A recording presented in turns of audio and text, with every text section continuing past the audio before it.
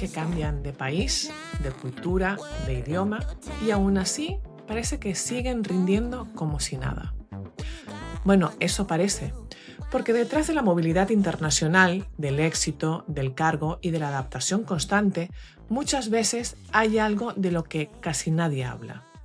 Desgaste, ansiedad, soledad, crisis de identidad y familias enteras sosteniendo en silencio el precio invisible del alto rendimiento. De eso vamos a hablar hoy con Karina Lagarrigue, con 20 mudanzas nacionales e internacionales en poco más de 35 años de vida. Soy Julieta Pérez, Brand Manager de Inusual, y te invito a que te quedes con nosotros porque Karina compartirá en primera persona de lo que pasa cuando vivir entre culturas te enriquece, sí, pero también te rompe si nadie te acompaña a sostenerlo. Hablaremos sobre lo que ocurre cuando normalizamos el sufrimiento como parte del éxito y de por qué ningún liderazgo puede ser realmente auténtico si la persona no está conectada consigo misma. Quédate hasta el final porque esta conversación no solo cuestiona cómo entendemos la movilidad internacional, sino también cómo estamos entendiendo el liderazgo, la salud mental y el coste real de la autoexigencia y la adaptación constante. Bienvenido, bienvenida al podcast Inusuales, el espacio donde hablamos con personas fuera de lo común. Hola Karina, bienvenida a tu casa, porque Karina forma parte del club Inusual. Tenemos pendiente una masterclass contigo, o sea que estás en tu casa, Karina, bienvenida. Muchas gracias, Julieta. Gracias por invitarme a este espacio y sobre todo por dar, ¿no?, una posibilidad a presentarme, ¿no?, un poco más allá de igual la parte más profesional que veremos en la masterclass. Karina, como queremos conocerte más allá, ¿por qué no empiezas presentándote desde el ser? ¿Quién eres tú como persona? Es una pregunta que cuando empezamos a preparar, ¿no?, la entrevista, la verdad es que me chocó porque creo que muy pocas personas te preguntan realmente quién eres tú como persona, ¿no? Y empezamos siempre por ese rol profesional, ¿no? ¿Qué es lo que nos caracteriza? ¿Qué es lo que hemos estudiado? ¿Qué es lo que...? Y es una pregunta que creo que es incluso difícil, a menos que hayas hecho realmente un trabajo, ¿no?, de exploración hacia qué son esas cosas con las que tú te identificas, ¿no?, y que te puedes llevar a cualquier lugar, ¿no? Creo que lo hablaremos un poquito más adelante. Yo me especializo en movilidad internacional y eso es una parte que forma parte de quién soy, ¿no? Entonces me dedico a una parte que yo he vivido en primera persona, que es la movilidad internacional. Entonces, una de las preguntas, Julieta, que a mí más me cuesta responder es de dónde eres, ¿no? Ya no solamente quién eres, sino de dónde eres, ¿no? Que me intenten localizar geográficamente. Antes hablábamos del acento, digo, el acento sí que es verdad que sobre todo cuando me preguntas algo tan profundo como de mi ser, pues tiene un deje canario, porque crecí muchos años en Canarias, pero si me preguntas por mi pasaporte, pues tengo un pasaporte francés. Y justo antes iba pensando, ¿no?, en esto que me caracteriza también. Soy lo que yo creo que las personas ahora llaman una generadora de cambio, ¿no? En inglés se le llama change maker. Y creo que es algo que me identifica muy bien. Y volviendo a esta idea de los orígenes, ¿no?, de todo eso que conforma eso que somos, claro, tengo unos orígenes franceses, ¿no? Y en Francia hay como esa tendencia a no conformarse, ¿no?, a la disconformidad, a la necesidad, ¿no?, de cambios, de realmente pues buscar, ¿no?, ese bienestar, ese sentimiento de justicia. Y cuando me intentan localizar, ¿no?, así geográficamente es difícil, pero si me haces esa pregunta, ¿no?, de todas esas pequeñas partes del puzzle que igual forman parte de mí, pues inevitablemente hay una parte de esa herencia francesa que yo traigo, ¿no?, que sí que forma parte de mí y que yo de alguna manera me apropio desde esta palabra, ¿no?, a change maker. Soy una generadora de cambio, soy una persona que desde muy chiquitita se hace preguntas muy profundas que me han llevado a muchos problemas, y hace muy poco que he cambiado la etiqueta de troublemaker, generadora de problemas, por changemaker, ¿no?, generadora de cambio. Y realmente fue gracias a una neuropsicóloga, ¿no?, que hablando conmigo, también soy altamente sensible, lo cual a algunas personas no les cuesta entender exactamente qué es lo que es, pero bueno, viene a ser una sensibilidad a mi entorno, ¿no?, tanto a mi sensibilidad propioceptiva, todo aquello que yo siento, pero también en el entorno en el que estoy. ¿no? Y muchas veces, pues, esa sensibilidad a mi entorno también me hace, pues, esa profundidad de procesamiento de todo lo que me pasa, el hacerme preguntas que, pues, muchas personas consideran, pues, irrelevantes o innecesarias, o a veces incluso fuera de tiempo, ¿no? O sea, una de las cosas que yo me he dado cuenta es que muchas veces las cosas que yo me planteo necesitan como un tiempo de maduración social para que empiecen a, como a tener sentido, a resonar con la gente. Entonces, bueno, soy investigadora nata, me lo dijeron en primero de carrera cuando mi profesor de universidad me dijo, mi nombre de base es Kalimba, para empezar. Mi ¡Kalimba! nombre, mi nombre de base es Kalimba, es un nombre africano, ¡Qué bonito! entonces también vengo de orígenes no como muy artísticos y eso también ha generado, ¿no? Una personalidad también de tener que muchas veces dar respuestas a preguntas que no todo el mundo tiene, ¿no? Porque muy pocas personas le preguntan ¿por qué te llamaron Julieta? Sin embargo, a mí me ha tocado, ¿no? Responder también a preguntas a veces que es como ¿por qué te han llamado Kalimba? Sí, entonces eres sudafricana, entonces tienes orígenes africanos, entonces, ¿no? Hay como todo un universo que gira alrededor también de otros rasgos de mí, ¿no? De ese ser que yo soy. Llevo un nombre africano cuando no tengo orígenes africanos. Y todo esto pues hace como un mix, ¿no? Que eso que pues genera una personalidad probablemente un poco peculiar, pero sobre todo de mucha curiosidad, ¿no? Yo crecí en un entorno muy artístico y muy creativo y siempre se me animó incluso, ¿no? A hacer preguntas, a no conformarme con lo que había, sino a qué más cosas de lo que tú estás viendo se puede hacer con eso que ya tienes a tu disposición, ¿no? Sin embargo, que vivimos en esta sociedad, ¿no, Julieta?, en la que hay como un marco de que esto es lo que hay que hacer y si no, hasta que no se dé esto, como que no podemos seguir avanzando. Entonces, en primero de carrera ya me decían, bueno, Kalimba, es que nos estás haciendo preguntas a las que no tenemos respuesta. Mira, hay un departamento que se llama de investigación. Muévete para allá, que allí tus preguntas son bienvenidas, ¿no? Entonces, yo me he hecho un poco las paces con esa idea de que soy una investigadora nata también. Me gusta comprender las cosas de manera profunda y me gusta sobre todo rodearme de personas curiosas que no tienen miedo a decirme que a veces, Julieta, no tienen la respuesta. Me encanta, yo esto es algo que defiendo permanentemente. No tenemos que saberlo todo, no hace falta. Pero si nos ponemos, vamos a fondo, lo investigamos bien y luego ya vamos a contrastar un poco. Karina, yo tengo una duda que no, o sea, no puedo avanzar el podcast sin hacerla. No es porque te llamaron Kalimba, es porque te haces llamar Karina. ¿Y cuándo pasó esto?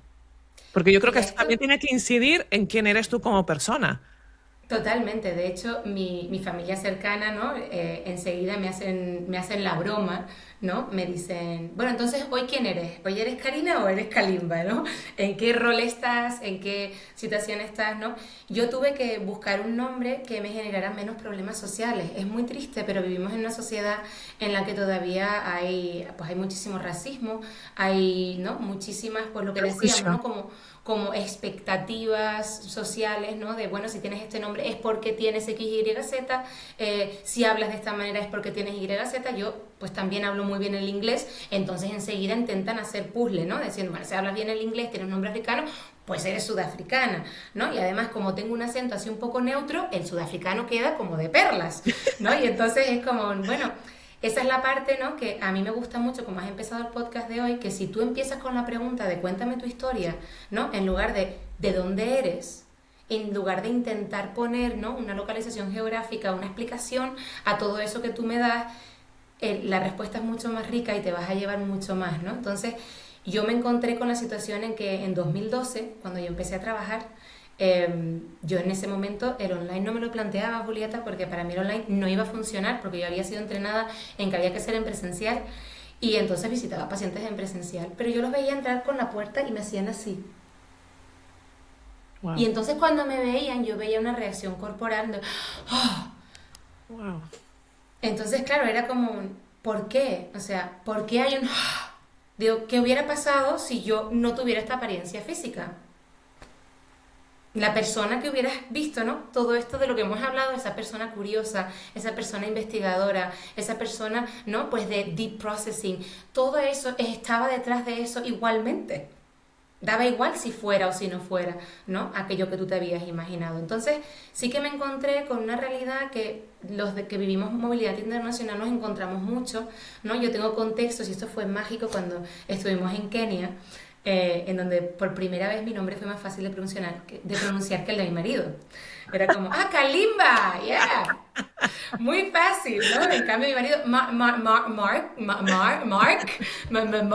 ¿cómo se pronuncia, no? Entonces fue esa realización de que hay contextos, ¿no? En los que tienes menos barreras que en otros. Y esto es una realidad que yo vivo constantemente con la población con la que yo trabajo, ¿no? En que el nombre, ¿no? Esa variable Es la primera puerta, ¿no? es una de las primeras cosas, ¿no? Que te acompaña. Y entonces decidí pues que iba a bajar un poco, ¿no? La barrera, y tuve que buscar un nombre que se pareciera lo suficiente. Tuve que guardar mi K, porque digo, no voy a quitarme la K, porque yo tengo dos nombres africanos, me llamo Kalimba y me llamo Kinti. Wow. Entonces era mi K tiene que quedarse conmigo, porque si no, Claro, ya hay una un parte mínimo de de mi identidad. ser.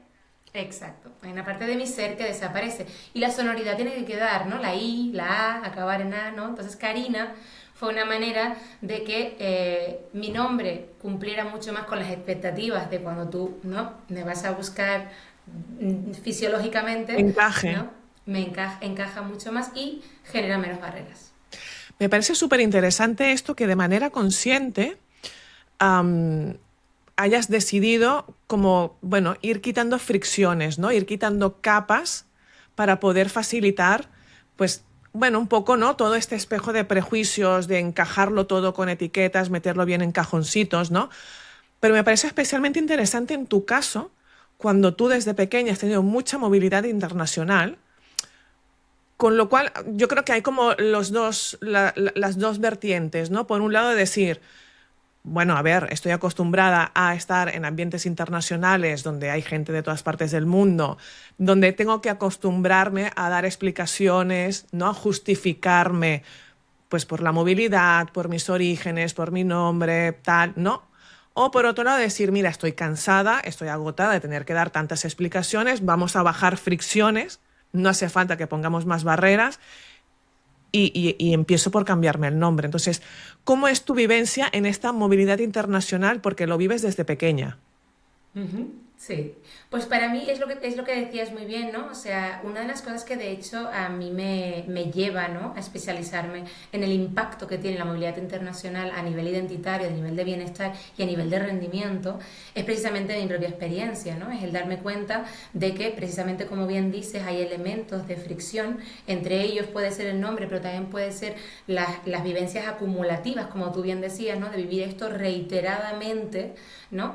Que si no se procesan, ¿no? Si no, tú no le das un espacio para poder ver y como tú bien dices, conscientemente acogerlo como un elemento de fricción que tú quieres, ¿no? O que decides, lo quito o me lo quedo, ¿no? Yo empezaba hablando antes de mis orígenes franceses y de una cosa que yo decidí que yo no me quitaba, que yo me guardaba, que yo eso de cambiar las cosas, eso forma parte de mi identidad, pero porque yo me lo llevo conmigo allá donde voy. Pueda vivir en Cataluña, pueda vivir en Bélgica, pueda vivir en Suecia, pueda vivir en Canarias, eso se queda conmigo, ¿no? Entonces, cuando trabajamos la movilidad internacional, una de las cosas que más buscamos es que busques esas anclas, ¿no? Esas anclas identitarias, esas cosas que sí que forman parte de ti y esas cosas que estás dispuesta y que puedes soltar, ¿no? Entonces, yo he decidido que en contextos laborales, ¿no? En contextos de trabajo, esa fricción de mi nombre, esa vulnerabilidad que la acompaña también, porque significa explicar una parte de mi historia que en el contexto en el que yo me posiciono como profesional no es necesariamente relevante, que cuando lo es sí que lo comparto, porque cuando es una experiencia compartida con un paciente, en donde por ejemplo tienen un nombre pues asiático, por ejemplo, que es difícil de pronunciar aquí, también hacen este proceso, yo ahí puedo empatizar desde un nivel de decir, esto es lo que pasa, entonces, ¿cómo quieres vivir esto, ¿no? Tienes esa elección, volver a ese lugar de la elección, porque una de las cosas que vivimos mucho los que nos desarrollamos en este contexto de alta movilidad, Julieta, es que no se nos da la elección. Nosotros somos mochilas, a nosotros se nos lleva para aquí, se nos lleva para allá, ¿no? Y lo mismo pasa también con muchos trabajos que tienen eso asociado, ¿no? Si tú te haces diplomático, tú de alguna manera te subes al tren de la movilidad, ¿no? Pero no se nos preparan, ni se nos explican, ni se nos dan las herramientas para poder ¿no? A atender a esas fricciones que vienen con eso y que te afectan, como estamos viendo, a un nivel mucho más identitario, ¿no? Entonces, ahí, ¿no? Es donde yo decido en que en ciertos contextos, a menos de que sea relevante, yo reduzco la fricción. En otros contextos como estos, en los que tú quieres que yo hable desde lo profundo, desde el sin barreras, ahí te puedo dar acceso a esto, porque le vamos a dedicar un tiempo, porque empezamos esta entrevista y tú decías, si me vas a hacer preguntas que no estén preparadas, yo necesito el tiempo para poder explicarte, lo que no quede sin contexto, porque es complejo. ¿Sí? Claro. Las realidades con las que yo trabajo, desde mi propia experiencia, es compleja. Entonces, empieza por esa propia, ¿no? Exploración personal de cuáles son todas esas cosas que te quieres llevar contigo, que conforman esas anclas, ¿no? Y desde esas anclas emocionales, ¿no? Con las que tú te identificas, luego en cada contexto, ¿no? Cuáles son un poco esas que tú necesitas que salgan, ¿no? Y cuáles a lo mejor, pues en ese contexto no lo necesitas, ¿no? El otro día, Erin Meyer, que es interculturalista, explicaba, un líder que realmente es capaz de adaptarse, ¿no? Desde esa concepción de la adaptación como más profunda, tiene un pie, ¿no? Muy, muy estable, ¿no? Como un pie izquierdo muy estable, unas anclas, ¿no? Identitarias de quién soy, de qué me define, como muy estable. Y es el pie derecho el que se va adaptando, el que va haciendo ese juego, ¿no? De decir, bueno, pues mira, hasta aquí y hasta aquí no. Pero si llegamos a un punto en el que, como te decía, estoy en una conversación donde esta parte de mi pie izquierdo es relevante, de yo poder ser honesta y transparente y compartirte esa parte de mi pie izquierdo, porque en este contexto sí que te va a ayudar, sí que va a favorecer esto que tú decías, ¿no? Que Claro. haya menos fricciones y que podamos estar Bueno, yo tengo más... que reconocer que yo también he hecho una renuncia porque yo soy migrante de tercera generación. Mis abuelos y mis padres son catalanes que emigraron a Venezuela. Yo soy nacida en Venezuela y siempre ha habido esta dicotomía de dónde ¿De eres, dónde eres? qué te sientes. Claro, yo he vuelto a Cataluña y al llegar aquí no soy ni venezolana ni catalana. Todo el mundo que me escuche me dice, eres canaria. Ujú. Y he tenido que explicarlo tantas veces que unos han venido, que otros han ido, que he vuelto para aquí, que vuelvo para allá, que al final, Canarias. ¿De dónde eres? Soy canaria. Y ya está, y se acabaron las explicaciones, ¿no? Porque al final es lo que dices tú, te pierdes tanto en las explicaciones y empiezan a hacerse ideas, ¿no? De, bueno, migrantes de un lado, del otro, y por qué te fuiste, y por qué volvieron, y por qué están aquí, que al final es como, sí, soy canaria. Y la gente se queda como muy tranquila, ¿no? Y entonces a partir de ahí ya puedes no generar vínculos o entablar una relación desde otro punto, donde no hay tantas ideas preconcebidas por conocer tu origen. ¿No? Es como, bueno, y luego ya cuando hay un vínculo real, dice, pues mira, realmente es que iban y venían y mi acento se ha quedado como se ha quedado, que es una mezcla de todo un poquito. Pero Karina, eso, yo... Di, di, di. perdón, no digo, esto que explicas precisamente es unas cosas que a nivel de salud mental nosotros intentamos dar visibilidad. Porque esto que explicábamos antes, ¿no? Si realmente hemos trabajado este pie izquierdo, ¿no? Esta identidad, estas anclas, entonces es más fácil, ¿no? De, bueno, Claro. pues hasta aquí. Lo que pasa es que, por ejemplo, en los entornos de salud mental, si empiezo a hacer esto y no explico toda mi historia, lo cual, desafortunadamente, los que vivimos este impacto de la movilidad internacional muchas veces, ¿no? Nos sentimos como con esa obligación de lo que tú has explicado muy bien, que es adaptar nuestro discurso para que la relación sea coherente, coherente con las expectativas del otro. ¿Sí? Sí. No con una cosa interna, ¿no? De coherencia narrativa, explicativa, con la realidad, sino hacemos lo que nosotros le llamamos una compartimentalización de nuestra historia, ¿sí? Y si seguimos haciendo esto, ¿no? Sin tener realmente un espacio en el que unir todos estos espacios, es donde entra el riesgo de que nuestra identidad se vuelva un poco fluida y difusa. Y yo ya no sepa exactamente de qué manera estoy tomando las decisiones y por qué te estoy contestando de esta manera, sino que yo automatizo esta manera de fraccionar la narrativa de mi vida y de mis experiencias para que nuestra relación tenga coherencia. Pero imagínate esto llevado al extremo. Claro, yo trabajo con muchas personas que viven esta movilidad, ¿no? Algunos desde chiquitos como yo, otros más mayores, como hablamos antes de los diplomáticos, y llegan a un momento, ¿no? de crisis identitaria. pero espérate, ¿no? Y esto, por ejemplo, pasa mucho cuando se les empieza a acercar la jubilación. El día en el que yo me desate de esa identidad, como decíamos al principio, que es fácil socialmente, que es yo soy esto, diplomático representante de país X, Y, Z, ¿qué queda? Porque ¿Quién claro, soy ahora? claro, ¿qué queda? Porque dentro de mi narrativa, como tú decías, yo he sido canaria toda la vida, pero no soy canaria. ¿Y ahora qué? ¿No? Claro. ¿Y ahora cómo explico que me quiero jubilar en Venezuela? Ujú. ¿Cómo lo explico? ¿Cómo me lo explico a mí ¿Cómo me lo explico? primero? Eso es. ¿Cómo doy un sentido a las decisiones que yo voy tomando, a los cambios, a los giros que va dando mi vida? Entonces, yo creo que es muy potente como tú lo planteas, porque creo que has presentado de manera como muy clara lo que es esta compartimentalización para conseguir una coherencia narrativa en un contexto. Pero es importantísimo resaltar el impacto que tiene dentro de la persona, sobre todo de forma acumulativa. Tú te dedicas ahora profesionalmente a esto, bueno, ahora ya hace años, te dedicas profesionalmente a acompañar a líderes de alta movilidad. Claro, ¿cuándo tú decides tomar, digamos que acción en esto? Es decir, tú lo vives en propia persona, ¿no? Y en algún momento como psicóloga dices, vale, voy a acompañar a otras personas a seguir su propio proceso. ¿Qué es lo que te hace el clic? ¿En qué momento el resorte salta y te dice, Karina, acompaña? Pues realmente es como una consecuencia de experiencias vitales, ¿no? Yo empiezo a trabajar en Barcelona, como te decía, ¿no? Con esa puertita de... Entonces empiezo a trabajar en Barcelona y ahí me empiezo a dar cuenta, ¿no? Que realmente yo me especializo en terapia de parejas multiculturales, ¿vale? Ujú. Entonces empiezo a ver, ¿no? Que ahí hay retos que tienen que ver mucho más allá con todo lo que me habían explicado en el máster, pero como, bueno, sí, aquí les puedo ayudar con la comunicación y con la parte de la intimidad, lo que tú quieras, pero hay un aspecto aquí que es brutal, que es una montaña, es un iceberg, que es toda la parte cultural. Es que hablan en inglés, pero ninguno de los dos es nativo. Entonces, vamos a tener que ver un poco, ¿no? Ella es catalana y tiene a toda su familia aquí, pero él es holandés y no tiene a nadie de su entorno aquí. Y cada vez que se van a Holanda, pues ella se encuentra con el reto de que está en un contexto cultural totalmente distinto y él se encuentra con el reto de estar traduciendo porque es que la abuela no habla inglés. Entonces se añade a los contextos de vacaciones todas estas dificultades, ¿no? Entonces yo empiezo a ver esto aquí trabajando, pero muy pronto nos mudamos a Bruselas.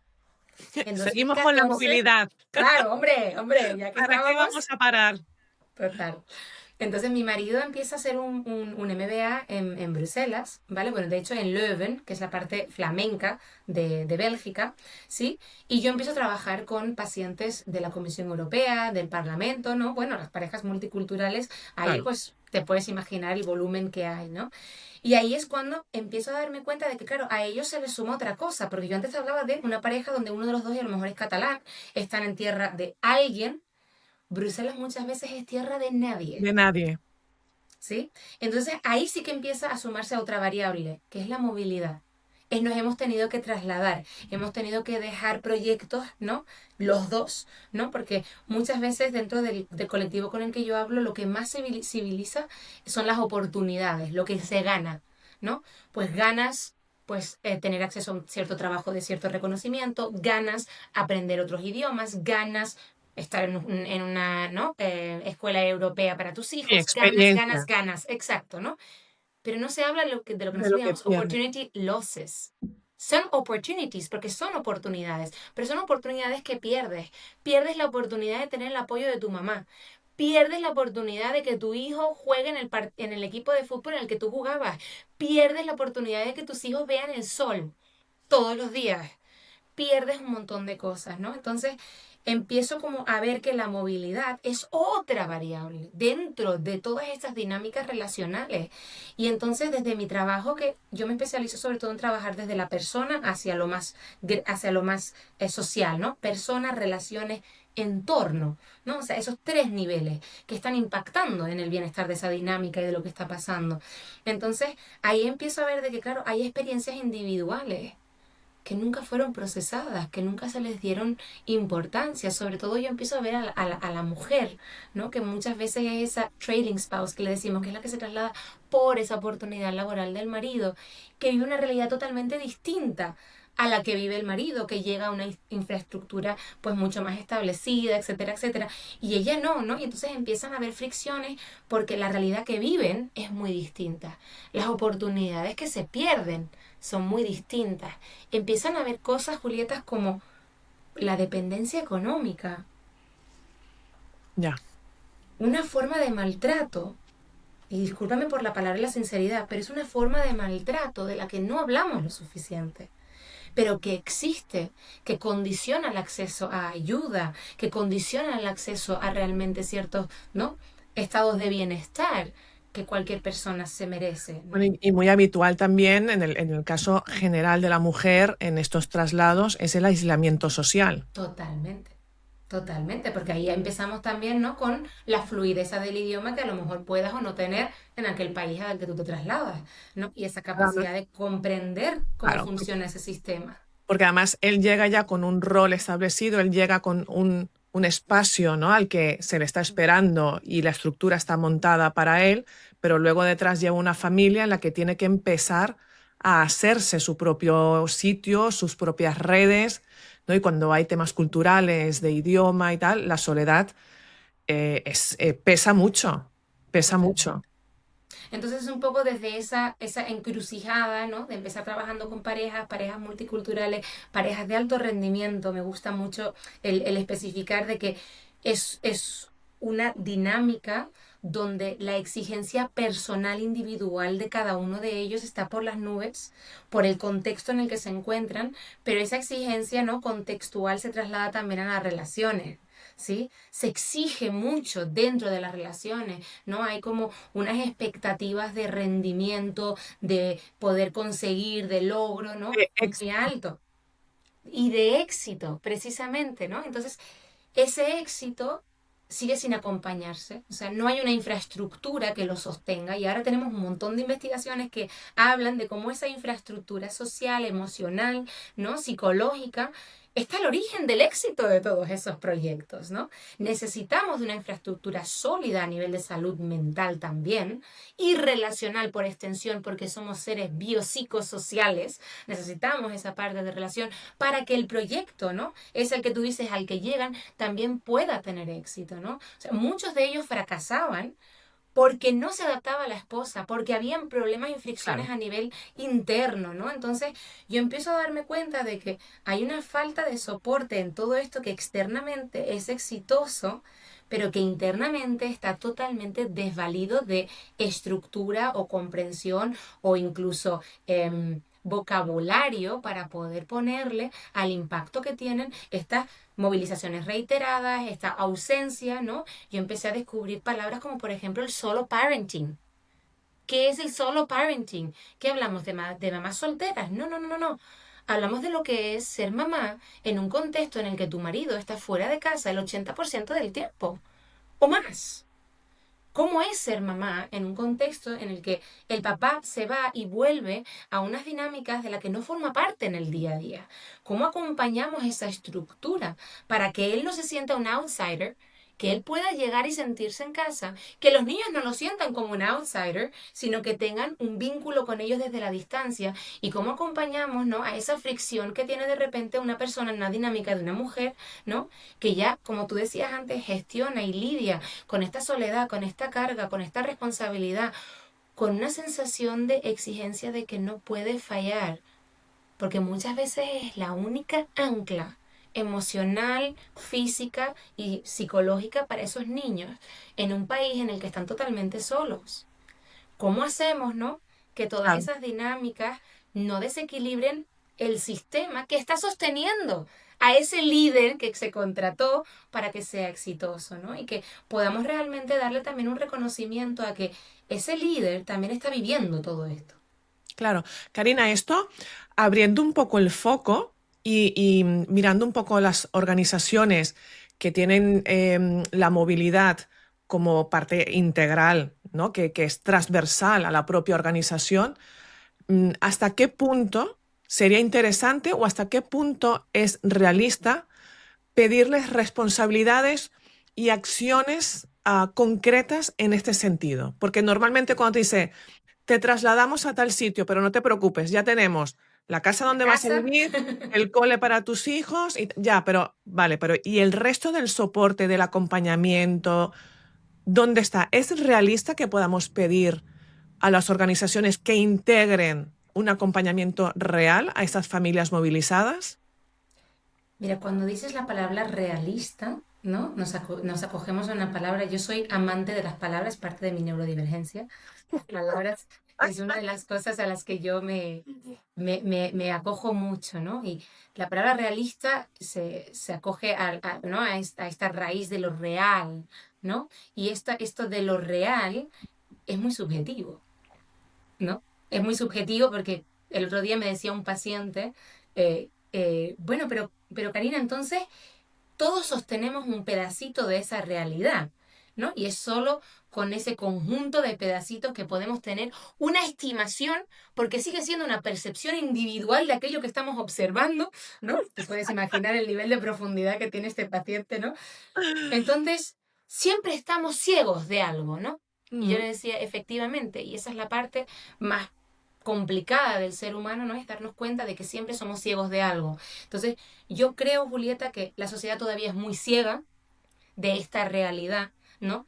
Y que para que esto se haga realidad, para que esto sea realista, todavía nos falta, ¿no? Ir abriendo ojos y ir sumando pedacitos de realidades, ¿no? Pero que todo empieza con lo que estamos haciendo hoy, hablar de esas realidades, poder ponerlas en un espacio para que puedan empezar a existir, porque todo aquello que no se nombra no no existe. existe. Por consiguiente, tenemos que empezar a hablar, ¿no? De que estas son realidades que se están viviendo, estas son complicaciones reales que se están viviendo, esto no es algo individual, esto no es fallo de José Vicente García Pérez, esto es una realidad contextual en la que todos y cada uno de nosotros podemos hacer algo y por supuesto que las organizaciones tienen ahí un gran peso, ¿no? Y una gran oportunidad de cambiar las realidades con las que se les mueve internacionalmente si comienzan por realmente darse cuenta de que es que invertir preventivamente en la salud mental, ¿sí? Y en ese bienestar del entorno que acompaña a los líderes es invertir en que realmente ese proyecto para el cual lo contratan sea Claro, exitoso. claro.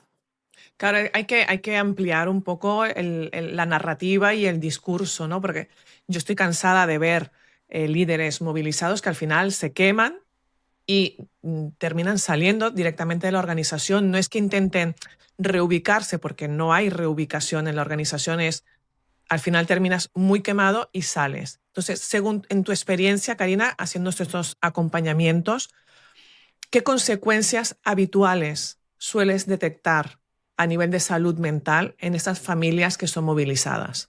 ¿Qué consecuencias detectas que además, y siempre insisto cuando hablamos de liderazgo, ¿no? Que repercute y amplifica en el entorno? No solamente es en ti como individuo, sino que luego repercute en familia, en hijos, en amigos, ¿no? Y entonces es como una cadena de consecuencias que se va amplificando. El primero es precisamente, es un contexto, Julieta, en el que se normaliza el malestar. Se normaliza, se ha normalizado, se ha construido, como bien decías antes, una narrativa de que, bueno, si te metes aquí, ¿no? Forma parte del package. En el Sufrir, sueldo. exacto, estar mal, sufrir burnouts, acabar con ataques de ansiedad, llevar un ansiolítico en el maletín, pues va con el contrato, ¿no? Entonces, yo encuentro que lo primero que veo son narrativas autodestructivas.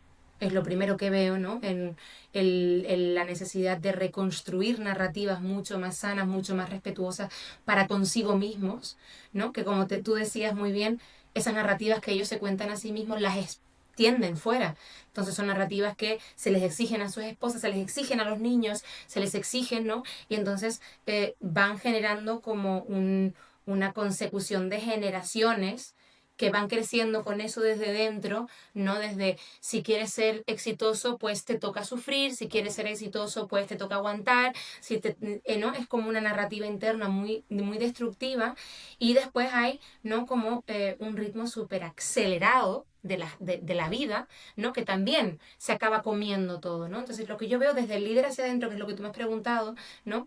Ellos van como de alguna manera plasmando estas narrativas destructivas, van plasmando un ritmo acelerado también, que se lo lleva todo por delante, ¿no?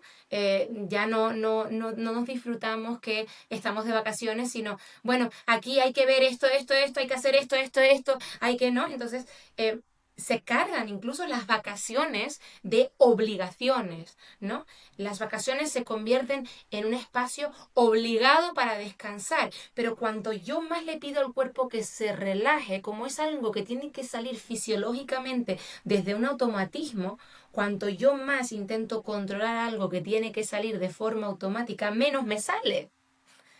Entonces, más sintomatología tengo de problemas de ansiedad, problemas de sueño, problemas de, ¿no? de ritmo acelerado, que acabo, como digo yo, atropellando todo lo que pasa por delante, mi familia, mis niños, mis vacaciones, mis estados de bienestar, ¿no? Y entonces, lo que trabajamos más con ellos es precisamente el darse cuenta de que hay ahí algo interno que pueden cambiar, sobre todo, Julieta, porque en el momento en el que se dan cuenta de que precisamente tienen un impacto, ¿no? en todo lo que les sigue y les empiezas a acomodar, a coger conciencia de que son esas personas que más quieren, las primeras que se ven impactadas, ¿sí? Muchas veces pues empiezan a tener problemas relacionales, pero claro, como tú bien decías, si yo empiezo a estar mal en casa, yo no voy a llegar a la oficina con ganas de hablar con el compañero, no sé qué, vengo de mala leche y empiezo ya a no ser psicológicamente, ¿no? Un espacio seguro donde mi Claro. equipo pueda venir a hablar conmigo, porque yo no estoy bien. Pero como yo tengo que aparentar que estoy bien y pongo una coraza, ¿no? Si tú me empiezas a hablar de tus problemas, te pido que pongas una coraza también porque yo estoy sosteniendo la mía. Claro. Yo estoy sosteniendo la mía, así que tú también sostén la tuya, ¿no? Y aquí vamos a por el lío, ¿no? Atropellar, Claro. vamos a por el lío, ¿no? Entonces empieza a verse, ¿no? Un estado de liderazgo mucho más deteriorado, ¿no? Una persona que ya no toma decisiones desde eso que está más alineado con quienes son, con su sentimiento de propósito, con esa capacidad de realmente, ¿no? hacer que todo el mundo participe, sino que están en este modo automático, ¿no? Casi de supervivencia, porque están intentando salvar un matrimonio, están intentando salvar un proyecto, están intentando salvarse a sí mismos. Claro. Pero se olvidan de que por ahí empieza todo, ¿no? Si yo no me salvo a mí mismo, si yo no me pongo primero ese chaleco, ¿no? y esa mascarilla, difícilmente voy a poder ayudar al que tengo al lado, difícilmente voy a poder ayudar a nadie si yo no tengo oxígeno para poder, ¿no? ir a buscar esos recursos que a lo mejor necesita mi equipo. Entonces, yo trabajo sobre todo con esa toma de conciencia de que eso que se está atendiendo, ¿no? Son son síntomas de algo mucho más grande y que empieza dentro, que empieza realmente en darle prioridad, ¿no? a ese bienestar interno, a volver a encontrar esa coherencia interna, a generar ese pie izquierdo con mis anclas, con dónde estoy, qué es lo que quiero, cómo quiero realmente yo hacer las cosas, porque seguimos exigiéndoles a los líderes, Julieta, o sea, Claro. infinidad de cosas. Sé empático y sé amable y sé. Y yo me gustaría terminar estas frases con contigo mismo. Claro. Contigo mismo. Sé empático contigo mismo. Sé amable contigo mismo. Que no es Porque poco. cuando... Que si no, Claro. ¿por dónde? Si Si no, no, ¿por no dónde? puedes. Si no, no puedes. Si Karina, no, no tú puedes. que fuiste movilizada desde muy pequeña y luego lo vuelves a vivir ya en el matrimonio, cuando tú eras pequeña, ¿eras consciente de cómo esto te impactaba y te influenciaba o ya fue de adulta? Porque bueno, tú estudiaste psicología y habrás sido por algo. O sea, de alguna manera esto te tiene que haber bañado. O sea, Pero, ¿cómo lo vivías de pequeña? Yo creo que precisamente hay ahí la necesidad de un procesamiento, ¿no? Que es lo que yo digo, que de hecho la investigación que nosotros vemos sobre el impacto de la movilidad internacional es que acostumbras a tener un crash, ¿no? Se te tumba esa torre alrededor de los 20, 25 años, ¿no? Y yo pues no fui la excepción, yo fui parte de este colectivo que cuando yo entro a la universidad, inicialmente buscando estrategias, ¿no? Para poder ayudar a la gente a que se sintiera bien y tal, porque yo vengo del mundo del arte, ¿sí? De hecho, uno de los colectivos en los que más intervengo también es el mundo del alto rendimiento artístico, ¿sí? Directores de cine, cantantes, actores, ¿sí? Que son unos grandes olvidados, pero son una industria, son un gran business, ¿sí? Ya. Enorme, enorme. Bueno, pero como Y son artistas ya resolverán. ellos, no, y ellos se lo pasan bien trabajando. Claro. O sea, ¿qué problema puede tener una Claro. bailarina? No, ninguno. Ninguno. Nada. Y un Feliz, está músico trabajando, tiene la suerte de trabajar en lo que le gusta. es lo que le gusta, ¿no? Y el músico ya no te digo, o sea, si lo que Claro. genera es alegría. Entonces, yo vengo de este colectivo, ¿no? Entonces, yo vengo de un colectivo en el que yo sí que veía, ¿no? Esa otra cara de, bueno, sí, perfecto, pero es un mundo donde la incertidumbre Ujú. es la variable. Qué La interesante. variable con la que gestionan cada día, porque ellos trabajan por proyectos, ¿sí? Se acaba un proyecto, se acaba una película, what's Ya está. next? What's next? Ah, siguiente proyecto está en Sudáfrica. Para allá que nos vamos. Y para allá que nos vamos mañana, ¿sí? Yo tuve cambios de localización a veces en cuestión de 24 horas, Wow. ¿sí? Porque, claro, si tú no coges el trabajo, lo coge otro. Claro, Es así. claro. O sea, si tú quieres el trabajo, tú te movilizas, tú estás a disposición y tú lo haces, ¿no? Entonces, esa movilización, yo sí que veía el malestar, ¿no? Veía, por supuesto, yo crecí en un entorno donde te puedes imaginar que el consumo de drogas estaba a la orden del día, porque es una estrategia de gestión. De hecho, en la movilidad internacional, en todos los altos ejecutivos que experimentan mucha movilidad, el consumo de alcohol y de drogas está normalizado, ¿no? ¿Qué hacemos al final del día? Vamos a tomar un whisky. Claro, Nos vamos a claro. tomar un whisky Bajar la porque presión. sí, exactamente, mi Vamos sistema a nervioso. anestesiarnos un poco. No Eso vaya a ser es. que conectemos con lo que nos está pasando. Porque si lo hago sin un espacio seguro, ni las estrategias para hacerlo, Julieta, colapso, Claro. colapso. Entonces tengo que encontrar una estrategia para poder continuar. Entonces yo entro desde ahí, de hecho yo llegué a Barcelona, ¿sí? Porque entré en el Instituto del Teatro y yo iba a ser danzoterapeuta. Ah, mira. Yo quería hacer danzoterapia porque a mí una de las estrategias que a mí me va muy bien para gestionar todo esto que tú dices, ¿eras consciente? No. Lo que pasa es que, como yo te digo, hay una parte como de mí muy intuitiva, ¿no? Y yo automáticamente utilizaba mucho la danza y la escritura. Yo me refugié muchísimo en la poesía para poder lidiar con muchas situaciones emocionales. Luego hice mucho deporte también y toda esta parte, ¿no? Más de pasarlo por el cuerpo, es algo que Ujú. yo veía que realmente tenía un impacto real en mi bienestar. Entonces dije, pues esto lo tengo que hacer pues a nivel profesional. Entonces empecé Claro. esa carrera dual, ¿no? De formación como bailarina y formación como psicóloga, ¿no?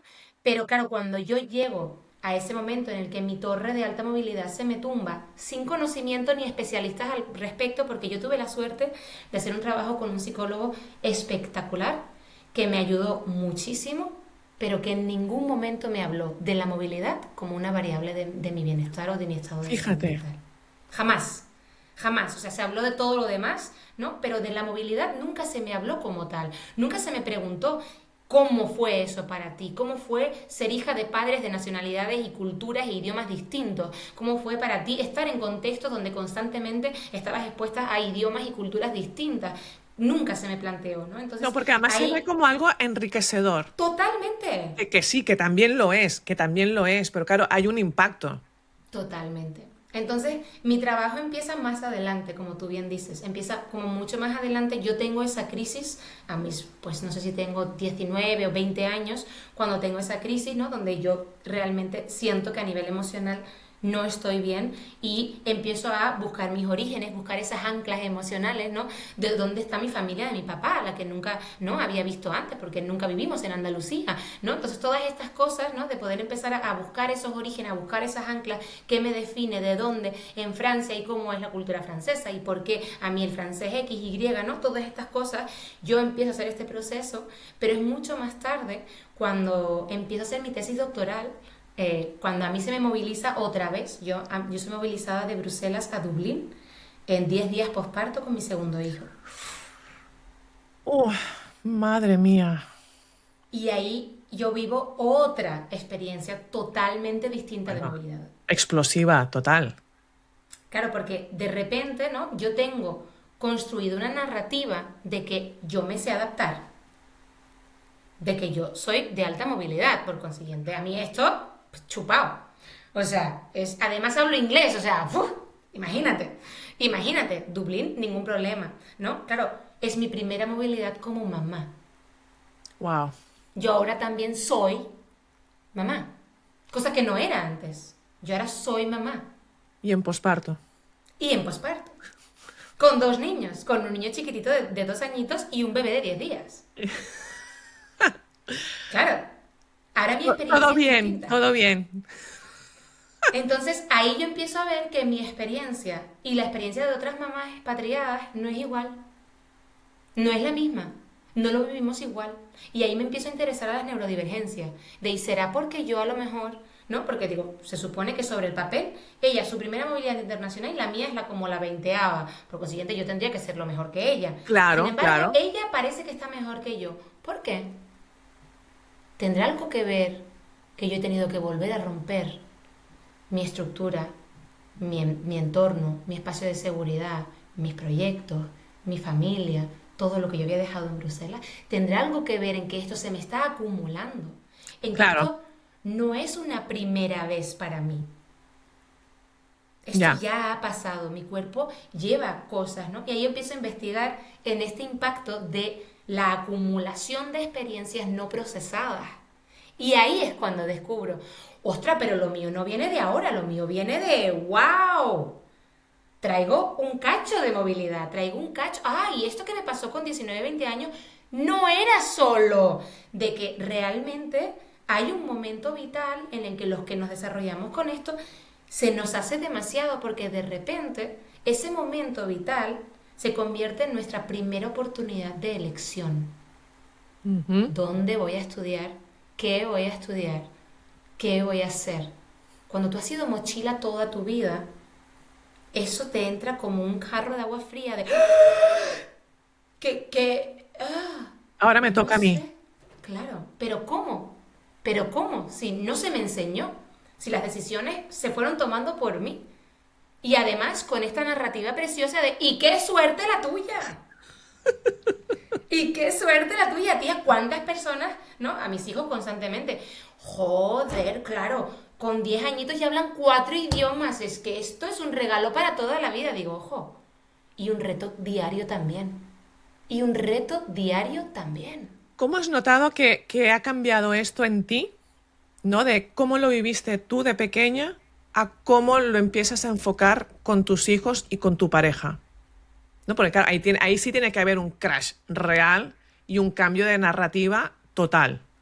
Totalmente. Bueno, lo primero, empezamos a investigar, ¿no? Yo cuando empecé a hacer mi tesis doctoral empezamos también a mirar los factores de protección, que le llamamos nosotros, ¿no? Hay factores de riesgo y hay situaciones de riesgo que son reales, por ejemplo, ¿no? Una casa donde se consumen sustancias, donde hay violencia, donde hay inestabilidad emocional, donde hay problemas de salud mental, donde a veces hay encarcelamiento o experiencias, ¿no? De visibilización, pues, en situaciones de mucha violencia, como pueden ser asesinatos, muertes, etcétera, etcétera. Todo esto son factores de riesgo asociados a la alta movilidad, que por desgracia es un colectivo que experimenta esto con más probabilidades, sobre todo en contextos específicos como pueden ser, por ejemplo, los militares, ¿no? Ujú. Los evangélicos, que también van, ¿no? A misiones en contextos de mucha precariedad. Entonces, hay algunos colectivos que se enfrentan a situaciones que van a poner esta movilidad en un contexto de vigila porque hay riesgos, ¿no? Asociados a esta movilidad, ¿no? Pero también hay factores protectores, ¿no? Entonces empezamos a mirar también cuáles son esos factores protectores que hay, ¿no? Entonces, uno de los factores protectores más grandes que hay precisamente es poder nombrar las emociones. Porque muchos de los contextos, sobre todo los diplomáticos, ¿sí? En los contextos diplomáticos y también los religiosos, hay esta narrativa positiva de agradecimiento, ¿no? De ser grateful, ¿no? Tienes todas estas oportunidades, tienes todo esto, agradecele al Señor, agradece lo que tienes, compárate con el otro que tiene menos, ¿no? Todas estas cosas que muchas veces como que limita o condiciona el acceso a vocabulario a emociones más desagradables, porque a mí no me gusta la palabra positiva o negativa, Sí, sino, más incómodas. Además, permíteme que te claro, interrumpa, Karina, porque este mismo discurso, ¿no? De te han dado la oportunidad, será sí, porque tú lo vales, será porque tú puedes. Entonces, además, tienes que estar como en un rol de demostrar permanentemente quién se supone que eres. Entonces, esta parte más de ser vulnerables, tener alguna debilidad, ¿no? Algún momento de sensaciones, de emociones más incómodas que también requieren, ¿no? De nombrarlas y de presencia. Claro, hay entornos en los que no está permitido porque eres un líder, pues, de alto rendimiento, un super ejecutivo, ¿no? Entonces, hay como espacios en los que esto está censurado y limitado y como que lo vas aceptando, ¿no? permitiendo. Que esto La es palabra así. para mí es permitiendo.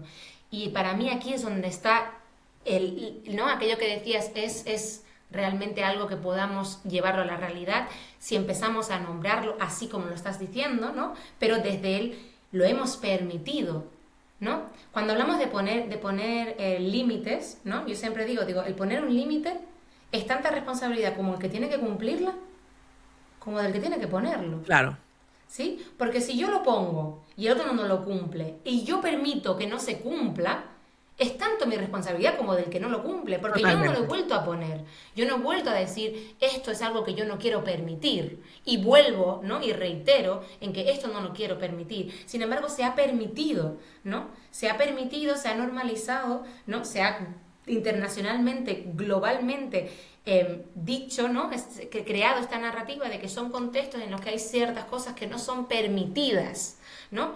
Pero hemos permitido lo mismo que no se permite, es algo que hemos permitido, ¿sí? Sí, Acordarnos de esa línea fina entre lo que pasa es tanto lo que se dice y lo que yo permito que eso sea de esa manera, ¿no? Entonces, estas emociones, lo que nos damos cuenta es que cuanto más les damos espacio, cuanto más les damos vocabulario a las personas, claro, más se pueden procesar, más se pueden realmente atender, ¿no? Y creo que ahora hay cada vez más conciencia y cada vez más contenido que hablan de que una emoción que tú suprimes no desaparece, se multiplica. ¿No? O sea, tú una emoción la tienes que atender, le tienes que dar un espacio, la tienes que transitar para que entonces pueda marchar, ¿no? Entonces, de alguna manera nos damos cuenta de que hay ciertos factores protectores de la movilidad internacional que podemos poner en marcha y uno de ellos es lo que estamos hablando, de generar esos espacios donde se puedan procesar estas vivencias sin tabús, con vocabulario, pudiendo nombrarlas. Y que, por desgracia, ¿no? Esto lo descubrí hace poquito, te voy a ser muy honesta, y es muy duro como mamá, porque antes me preguntaba cómo ha sido como, ¿no? Y cómo es ahora como mamá. Hay ciertas cosas para las que lo único que puedes hacer es preparar. Solo puedes preparar, puedes generar esos espacios donde tus hijos te compartan, donde tus hijos puedan darle, ¿no? Palabras, vocabulario. Puedes sobre todo ofrecerles un tercer adulto con el que hablar, ¿sí? Mis hijos tienen su propia terapeuta, porque hay ciertos temas en los que con la familia no lo van a hacer, no lo van a hacer porque muchos de ellos, como tú has dicho, ellos tienen que ser los fuertes, ellos tienen que, no, entonces a mamá y a papá esto no, porque los va a desestabilizar y no, entonces muchos de ellos no tienen esa tendencia a, con papá y mamá, yo bien, todo bien, y luego con la psicóloga, estoy hasta las narices de que papá y mamá se peleen, o estoy hasta las narices de que, no sé qué, no, que tengan un tercer pilar emocional que les pueda dar ese sustento, es otro de los factores protectores que hemos visto, ¿no? El poder tener acceso también a un grupo de iguales, a otras personas que viven esa misma realidad. Y yo tuve la suerte de tener varios de estos pilares durante mi desarrollo. No lo sabía, los desconocía, sí que vi que mi torre no fue tan heavy como a lo mejor la de otras compañeras o compañeros, y fue en esa investigación, ¿no? De empezar a ver, de mi mamá siempre sostuvo la terapia por eso igual me hice terapeuta, porque para mí nunca fue una cosa rara, sino si necesitábamos terapia siempre había un espacio seguro donde yo podía ir a hablar, ¿no? Mi mamá siempre puso palabras a las emociones, igual porque vengo de un entorno donde, igual en el mundo del arte, las emociones forman Hombre, parte claro. más del trabajo con el que ellos hacen, ¿no? Y también siempre tuve a un pilar estable, que era mi abuela. Nosotros nos mandaban a Francia cada verano 3 meses. Qué interesante. Entonces, yo tenía ese pilar, ¿no?, externo siempre ahí presente. Entonces, hay algunas cosas que se pueden ir haciendo para poder facilitar esta movilidad, ¿no? Porque claro, mi hijo, el pequeño, llegó aquí a Barcelona con 15 meses y ha vivido en 3 países. ¿No? Y habla 4 idiomas y está expuesto en un contexto internacional y vamos a Francia por Navidades y vamos a Andalucía a ver a mi madre y hay todas estas movilidades que siguen formando parte de su día a día, ¿no? Entonces, el poder establecer algunos de estos pilares protectores son cosas que yo he cambiado, ¿no? Sobre todo de nivel de conciencia. No porque no los Claro. tuviera, porque te digo, igual los tenía, pero ahora los hago como con más nivel de como se le dice, ¿no? Actitud, ¿no? De conciencia, de que Sí, esto sí, sí, sí, de realmente es conciencia. proactivo. Claro, y a partir de ahí construir, ¿no? A partir de esa base Exacto. ir construyendo. Karina, vamos a acabar porque nos hemos pasado de largo y podríamos seguir, o sea, sin más. Los que quieran saber más, los que quieran conocerte un poco más, estamos en el Club Inusual, tienes una masterclass, cualquier cosa, pues estamos dentro. Nos seguimos viendo en el club. Muchas gracias, Karina, por todo lo que nos has ofrecido hoy. Gracias a ti, Julieta, por la invitación y por esta conversación tan natural que espero sobre todo, ¿no?, que pueda desmontar un poquito esa narrativa de que no hace falta, ¿no?, normalizar y naturalizar que el contexto de alto rendimiento en la industria que queramos, ¿no?, tiene que ir necesariamente acompañada de dolor y sufrimiento y sobre todo hiperadaptabilidad, que realmente hay otras maneras de hacerlo. Muchas gracias, Karina. A ti. Si algo nos deja esta conversación es que el problema no es la movilidad internacional, ni el alto rendimiento, ni tan siquiera la autoexigencia. El problema está en aquello que no queremos ver o que todavía no estamos dispuestos a nombrar y que además lo hemos normalizado.